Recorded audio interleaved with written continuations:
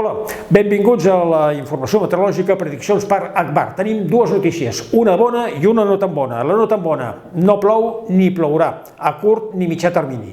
La bona, d'aquí un minutet la sabran.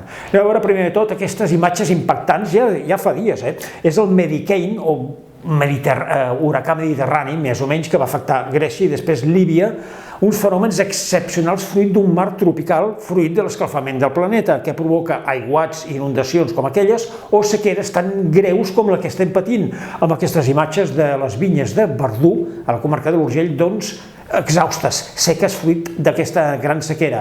Mesures que estan prenent els ajuntaments, com el de Barcelona, de no regar parcs, de la font màgica, doncs no hi ha aigua a la font màgica de Montjuïc, s'ha de prendre mesures mentre no plogui.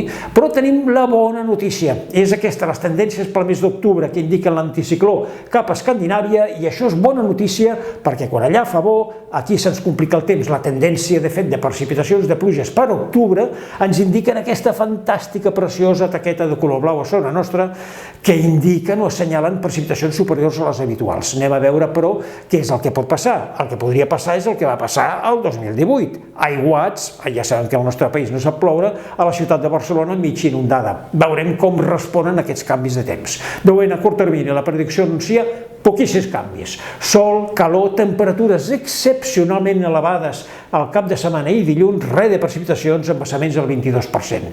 I a més llarg termini, doncs de moment, poques novetats. Haurem d'esperar entrat a l'octubre. Temperatures altes, algun ruixat al voltant del dia 8 cap al nord-est del país, tornarien a pujar i seria a partir de l'11, 12, 13 d'octubre quan podrien venir les pluges.